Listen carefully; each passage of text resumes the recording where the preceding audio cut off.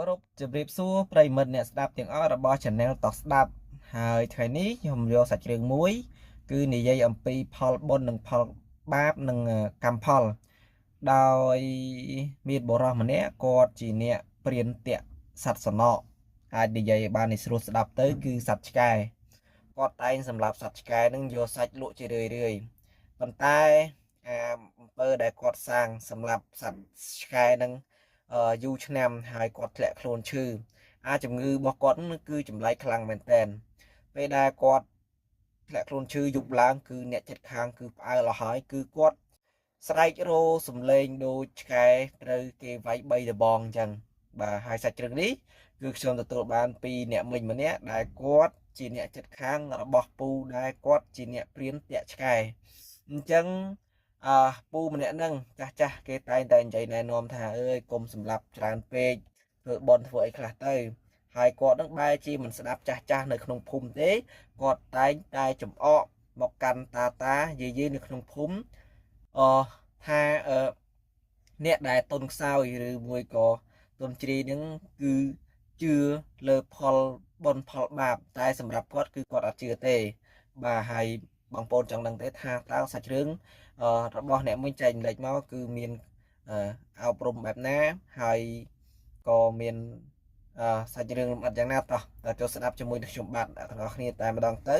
តែបើបានស្ដាប់ហើយសូមមេត្តាជួយចុច like ឬចុច subscribe និងទទួលបាននូវវីដេអូថ្មីទៀតពីខ្ញុំបាទរឿងមួយនេះបានកើតឡើងក្នុងអំឡុងឆ្នាំ2008ហើយរឿងនេះគឺខ្ញុំទទួលបានពីអ្នកមិញម្នាក់ដែលគាត់សូមមិនបញ្ចេញឈ្មោះរបស់គាត់ទេអញ្ចឹងគាត់សូមលាក់ឈ្មោះហើយអញ្ចឹង admin ដាក់ឈ្មោះក្រៅឲ្យគាត់តែម្ដងទៅ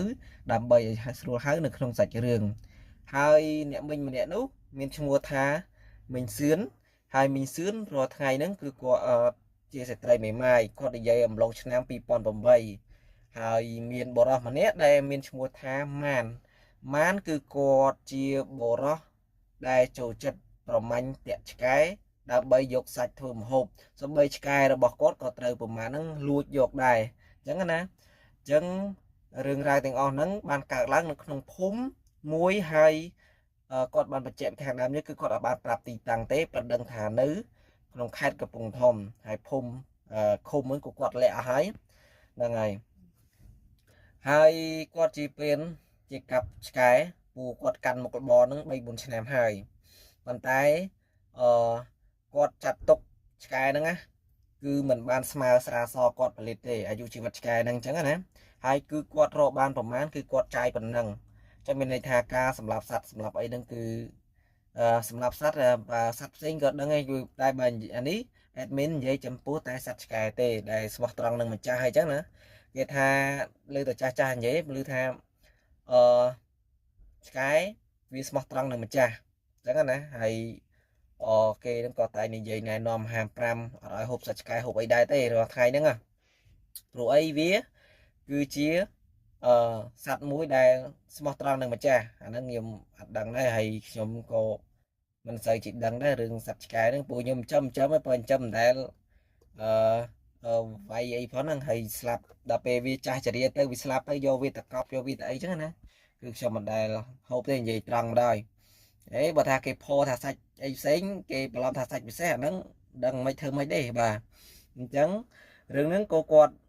អ្នកមិញក៏បានបន្តរៀបរាប់ទៀតថាដោយសារតែគាត់នឹងសម្លាប់សត្វច្រើនពេកចាស់ណែនាំនៅក្នុងភូមិគឺគាត់អត់ស្ដាប់ទេគឺគាត់បានចំអកទៅចាស់វិញថារឿងកម្មពីគ្មានទេគ្មានពិតទេមានតែអ្នកតុងខ្សោយទេដែលជឿរឿងបុណ្យបាបអញ្ចឹងមានថ្ងៃមួយហើយបងម៉ានហ្នឹងគាត់បានឃើញឆ្កែរបស់យាយតាម្នាក់ដែលឆ្កែឈ្មោលគាត់ឆ្កែហ្នឹងគឺស្មោះត្រង់ជាមួយនឹងម្ចាស់ខ្លាំងណាស់ហើយឲ្យតែយាយតានឹងប្រហែសហើយគឺបាត់ហើយឆ្កែហ្នឹងហើយឆ្កែរបស់យាយតានៅចុងភូមិហ្នឹងគឺស្មោះត្រង់គឺយាមផ្ទះយាមអីបានល្អហើយព្រានឈ្មោះម៉ានហ្នឹងគឺគាត់ចង់បានឆ្កែហ្នឹងទៅធ្វើម្ហូបក្លែមគាត់ក៏បានប្រើល្បិចលាយថ្នាំបំពុលថ្នាំសម្លាប់ថ្នាំសម្លាប់បោះសាច់ហ្នឹងលាយជាមួយនឹងថ្នាំហ្នឹងឲ្យវាស៊ីពេលហ្នឹងអាខ្មៅឆ្កែរបស់យាយតាពីរនាក់ហ្នឹងគាត់ក៏ទៅឃើញសាច់ក៏ស៊ីទៅស្លាប់ ហើយដល់ពេលស៊ីហើយក៏លែងមានកម្លាំងតតាំងជាមួយនឹងព្រានម៉ានហើយព្រានម៉ាញហើយម៉ានច្រឡំម៉ាញស្វាទោសហើយក៏លួចយកទៅយកខ្សែហ្នឹងវាមករឹតកស្វាទោសបងប្អូនហើយគឺព្រានតាក់ឆ្កែគឺចាំមែនគឺយកខ្សែស្វាទោសបាក់និយាយបងប្អូនសម័យគឺរឹតកគ្នារឹតកគ្នាហើយយកដបងមកវាយហើយឆ្កែអាខ្មៅហ្នឹងសម្លឹងមើលព្រានម៉ានហ្នឹងដោយក្តីឈឺចាប់ហើយទឹកភ្នែកវាហូរបងប្អូនអើយអាណិតណាអ្នកមិញគាត់ចែកម្លែកថាគាត់ឃើញហើយគាត់ឃើញផ្ទាល់បណ្ដោយគាត់ថាឃើញឆ្កែនឹងហូរទឹកភ្នែកហើយសូមក្តីមេត្តាអង្វរប៉ុន្តែព្រានម៉ានបែរជាសើចសប្បាយនឹងយកដំបងវាយរហូតដល់ផុតដង្ហើមយ៉ាងព្រិចផ្សៃអញ្ចឹងអូយបងប្អូនចឹងគាត់ថាយ៉ារឿងហ្នឹងសូមបងប្រុសមេត្តាគុំចឹងអីបងប្អូនកាត់បន្ថយរឿងហូបសាច់ហ្នឹងទៅព្រោះអ្នកណាក៏ស្រឡាញ់សត្វដែរបងប្អូនហើយក៏បែរថាហ្នឹងហើយដល់ពេលសម្រាប់យ៉ាងព្រៃផ្សៃមិនយូរដូចថា3ឆ្នាំក្រោយមកអ្នកមិញក៏ថាព្រានម៉ានហ្នឹងក៏បានផ្លាស់ប្ដូរជីវិតរបស់គាត់និយាយថាធ្លាក់ខ្លួនឈឺក្នុងអន្លង់អាចនិយាយបានតែបើនិយាយធម៌ព្រះគឺរបស់គាត់ផលកម្មពីអញ្ចឹងកម្មពីយ៉ាងធ្ងន់អញ្ចឹងណាហ្នឹងហើយទី1របស់គាត់ធ្លាក់ខ្លួនឈឺហ្នឹងគឺជំងឺទី1របស់គាត់ហ្នឹងគឺកម្មគេថាកម្មតាមតនរូបរាងកាយអញ្ចឹងណានឹងជំងឺហើយព្រានម៉ានក៏បានធ្លាក់ខ្លួនឈឺដោយសារតែជំងឺមួយចម្លែកហើយអ្នកមិញគាត់បាននិយាយអញ្ចឹងណាហើយស្បែករបស់គាត់ក៏ចាប់ដើមស្ងួតក្រហាយនឹងកើតជំងឺដំបៅក្លិនអាក្រក់យ៉ាងនិយាយទៅដូចស្មាទូដូចឆ្កែគេស៊ីបងប្អូនវារូបរាងចឹងហើយព្រានហ្នឹងហើយដល់ពេលនៅពាក់កណ្ដាលយប់គឺព្រានម៉ានមិនអាចដេកពួនបានទេដែលគាត់កើតជំងឺហ្នឹងគឺហើយអ្នកមិញគាត់នៅក្បែរខាងហ្នឹងគាត់លើតែងតែឮសំឡេងធ្ងោស្រែកធ្ងោដូចស្រែកធ្ងោដោយការឈឺចាប់យ៉ាងវេទនាតែម្ដងហើយស្រដៀងគ្នានឹងសំឡេងឆ្កែដែលត្រូវគេវាយពី3ដបងដែរអញ្ចឹងណាបងប្អូនស្រែកញែកទៅគឺនិយាយថាបើនិយាយធေါ်ប្រេះគឺបាបកម្មខ្លាំងមែនតើអញ្ចឹងណាហ្នឹងហើយទី2ហ្នឹងគឺផ្លូវវិទ្យាបត្តិចង់ថាផ្លូវចិត្តរបស់គាត់ហ្នឹងគឺនឹងរូបភាពលងបន្លាចអញ្ចឹងមានន័យថាកម្មពីអញ្ចឹងណាឃើញសត្វឆ្កែអញ្ចឹងទៅនៅពេលគាត់ដេកបិទភ្នែកអញ្ចឹងបានគាត់តែឃើញប្រឡឹងខ្មោចឆ្កែដែលគាត់សម្លាប់ទាំងបំបល់ម៉ានហ្នឹងគាត់សម្លាប់ធ្វើសាច់ទាំងបំបល់ម៉ានធ្លាប់ដែលជួបមកព្រួតពឹសនិយាយថាព្រួតពឹសគឺអាខ្មៅនឹងភ្នែកឲ្យក្រហមអញ្ចឹងមានន័យថាវាដូចស្មាតូយើងដូចខ្មោចលងអញ្ចឹងបងប្អូនភ្នែកឆ្ងាយឲ្យក្រហមថ្លែតអញ្ចឹងណាហ្នឹងហើយក្រហមថ្លែតហើយភ្នែកក្រហមដូចឈាមអញ្ចឹងស្ទះនិយាយទៅវាស្មាតូសំទោសគឺស្ទុះមកខំព្រានម៉ានហ្នឹងវាទៅស្រែកយកគេជួយមីងសឿនអើយជួយផងស្រែកហើយម៉ានហើយព្រានម៉ានហ្នឹងក៏ស្រែកជុំបងវអញ្ចឹងហើយនឹងរត់ប្រផាត់ប្រភេញហើយគាត់រត់ទាំងផ្លូវល្ងឹតហើយទាំងភ័យខ្លាចហ្នឹងហើយប៉ុន្តែគ្មាននរណាម្នាក់អាចជួយគាត់បានឡើយដោយសារតែគាត់ហ្នឹង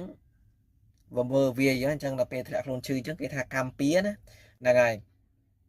ទីហើយទៀតក្រោយឡើងទៀតលើកទី3ហ្នឹងគឺមានការបាត់បង់ភាពឯកាអញ្ចឹងប្រកាសដែលគាត់ធ្លាប់រកបានពីមុនមកហ្នឹងរកប្រាក់ពីបានការសម្រាប់សัตว์ប្រពន្ធកូនរបស់គាត់ក៏បានរត់ចោលគាត់គឺដោយសារតែទ្រាំនឹងទង្វើរបស់គាត់មិនបានហ្នឹងហើយដោយភាពកាចសាហាវរបស់គាត់បងប្អូនគាត់ជាព្រានគឺគាត់សាហាវអញ្ចឹងប្រពន្ធកូនគាត់គឺមិនអាចនៅជាមួយគាត់បានទេដោយសារតែគឺគាត់សាហាវពេកហ្នឹងហើយបងប្អូនសាហាវកោខើសម្រាប់សัตว์ដែលគ្មានញើសដៃអញ្ចឹងណាហ្នឹងហើយអ្នកភូមិនរណាម្នាក់អត់ហ៊ានចូលទៅចិត្តគាត់ឡើយព្រោះតែខ្លាចភាពភ័យខ្លាចនិងក្លិនក្អែលដំបៅនៅលើរាងកាយរបស់គាត់អញ្ចឹងចង់និយាយថាអ្នកភូមិចង់ជួយគាត់មិនគឺអត់បានទេព្រោះក្លិនស្អុយរបស់គាត់ហ្នឹងគឺធ្វើឲ្យគេម្នាក់គ្រប់គ្នាខ្ពើប្រអើមកដល់អញ្ចឹងណាហ្នឹងហើយប៉ុន្តែ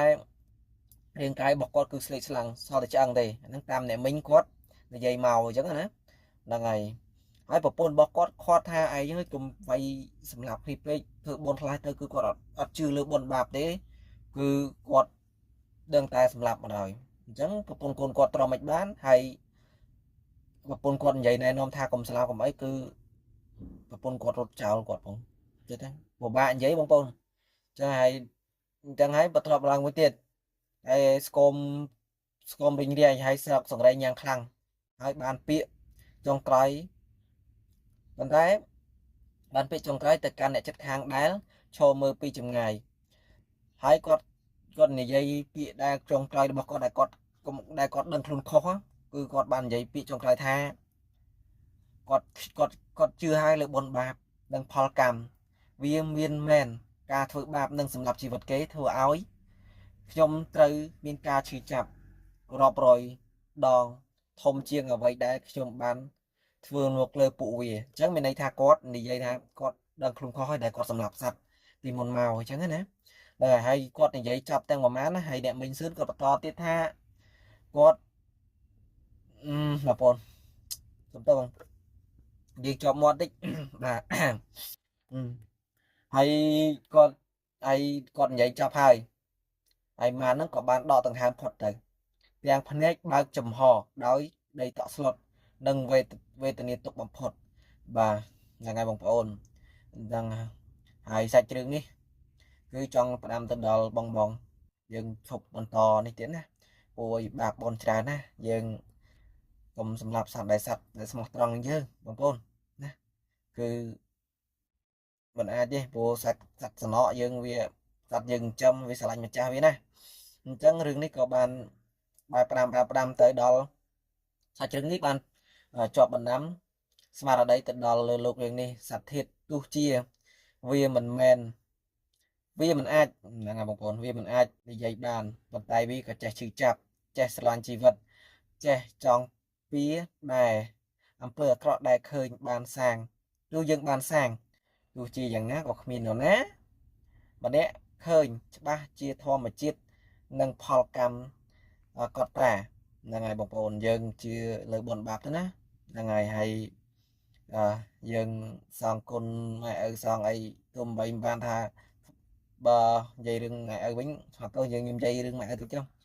បើយើងមិនបានធ្វើមិនបានសងគុណគាត់ទេកុំធ្វើឲ្យគាត់បាក់ចិត្តបងប្អូនគឺបាបធ្ងន់ណាស់គឺបាបចិត្តពុកម្ដាយនេះ